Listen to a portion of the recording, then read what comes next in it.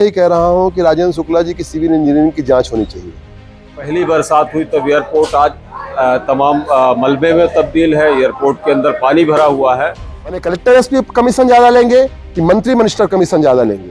चंद घंटों की बारिश में ही रीवा की नगर प्रशासन की पोल खोल दी गई है। पर मैं दावे के साथ कह सकता हूं कि उसके पीछे भी जो ठेकेदार होंगे वो हमारे माननीय रीवा के भूखास पुरुष राजेंद्र शुक्ला जी होंगे, क्योंकि सोशल मीडिया के माध्यम से कलेक्टर रीवा ने ये सफाई दी कि एयरपोर्ट की एयर स्ट्रिप में पानी नहीं भरा हुआ है।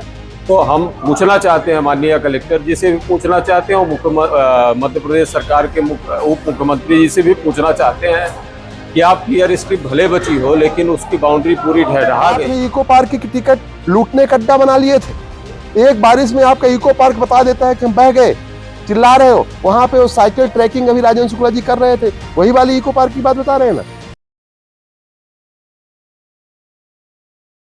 नमस्कार, मैं निशांत मिश्रा और आप सभी रीवा स्टोरी मीडिया देख रहे हैं।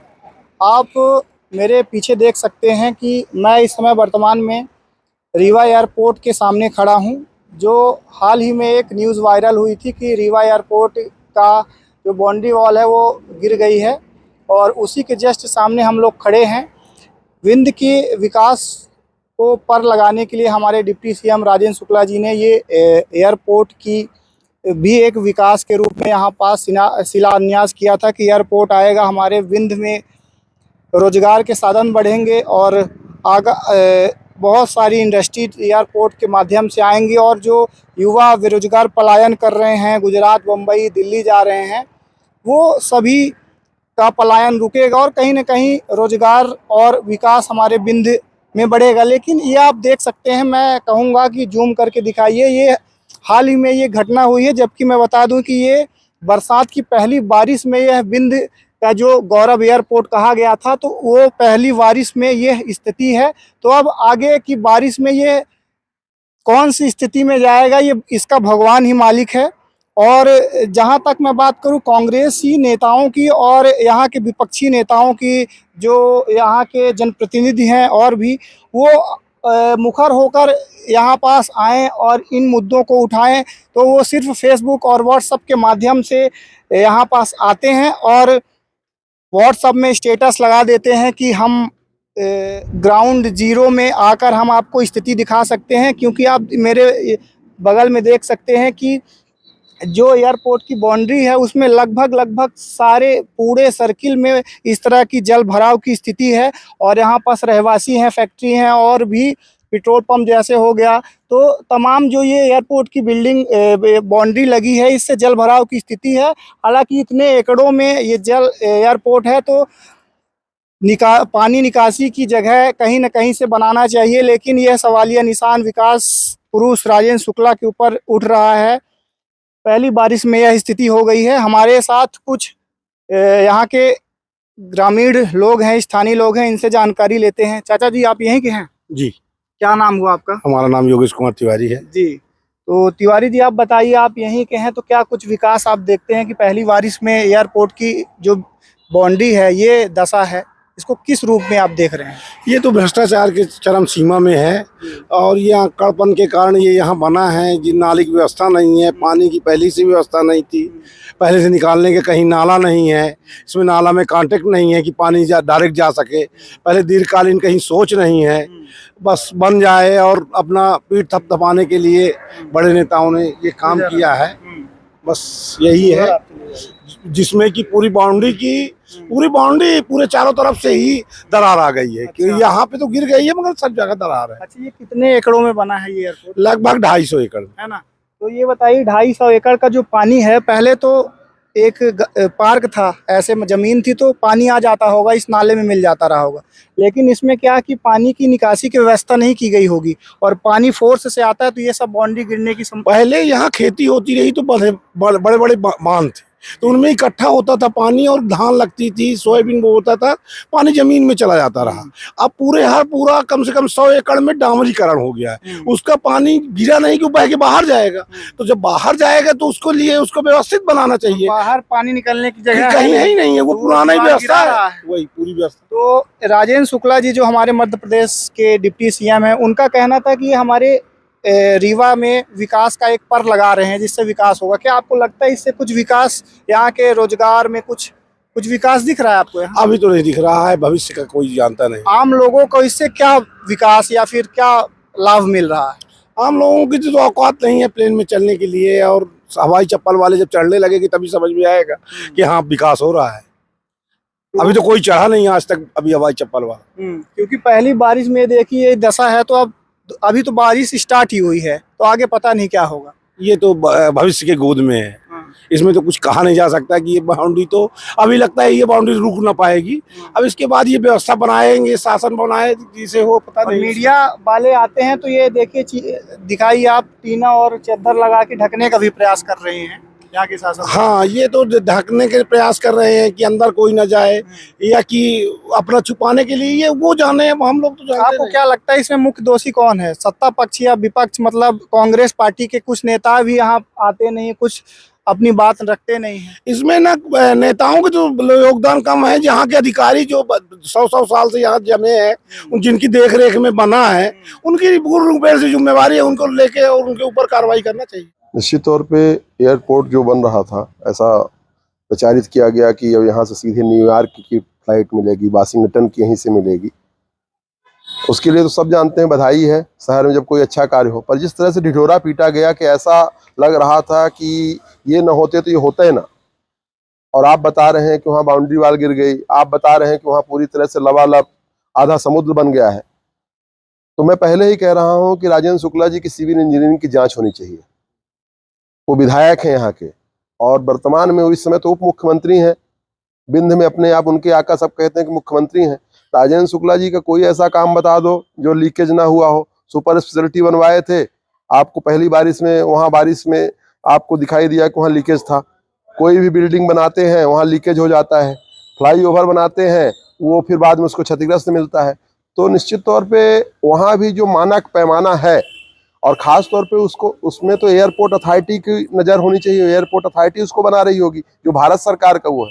पर मैं दावे के साथ कह सकता हूं कि उसके पीछे भी जो ठेकेदार होंगे वो हमारे माननीय रीवा के भूखास पुरुष राजेंद्र शुक्ला जी होंगे। क्योंकि इस क्षेत्र में कोई भी विकास का जो ठेका का कार्य है, कोई भी ठेके का कार्य होगा, सामने कोई और होगा।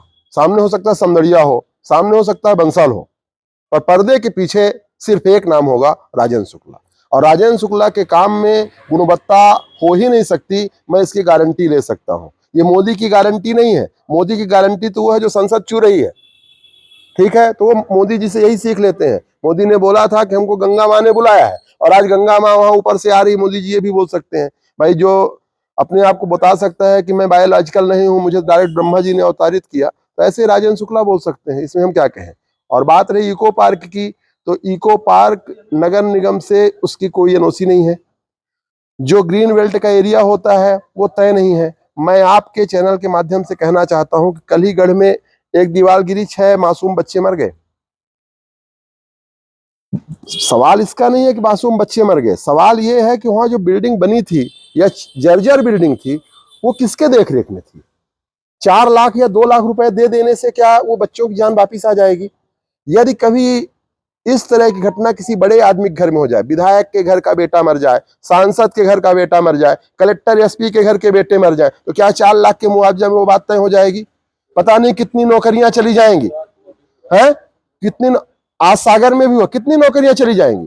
पर चूंकि वो गरीब हैं तो उनको 2 लाख और 4 लाख दे दो। मैं आपके चैनल के माध्यम से कहना चाहता हूं कि वो घर से उनके खिलाफ FIR होनी चाहिए। वहां का जो सब इंजीनियर है, वहां का जो, यदि वो उसमें था, किसमें, ग्रामीण उसमें, तो जनपद के सीईओ की उसकी जवाबदारी नहीं होती, जिला पंचायत के सीईओ की जवाबदारी नहीं होती, कलेक्टर की जवाबदारी नहीं होती।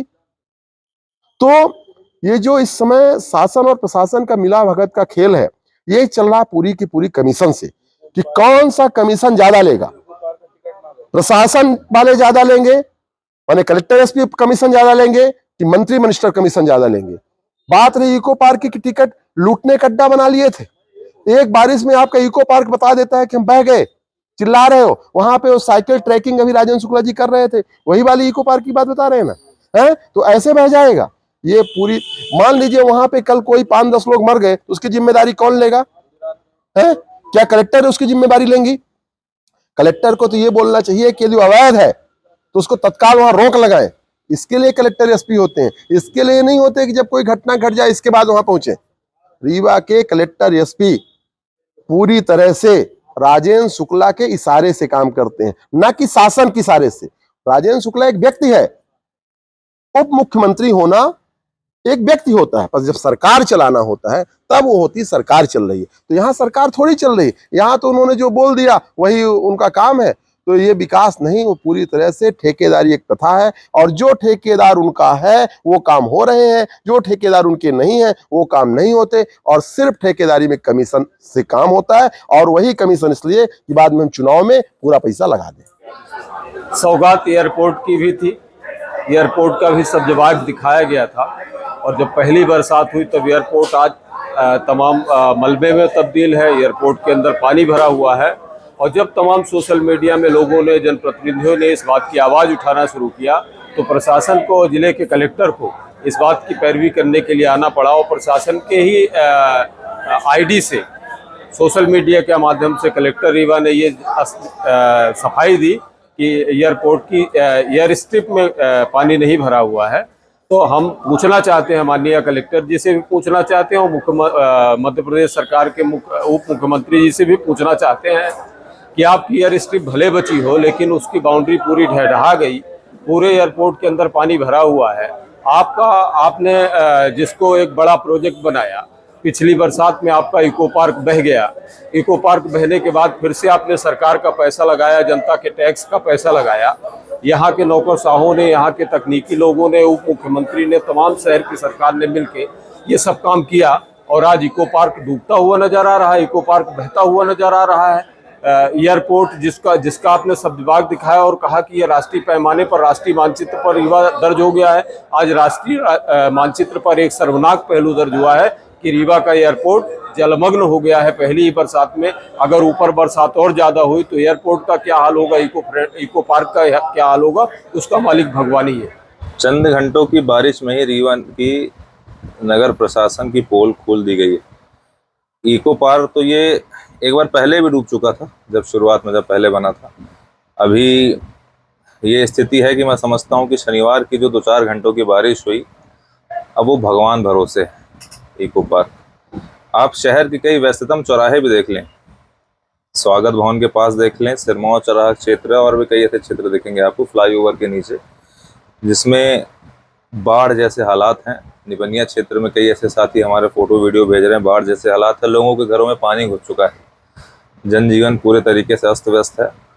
और मैं प्रशासन से ये मांग करूंगा कि जहाँ जिस लोगों के घरों में पानी घुसा है, जल्द से जल्द वहाँ पे पहुँच के और उनको ये समस्या से निजात दिलाने का कार्य किया जाए।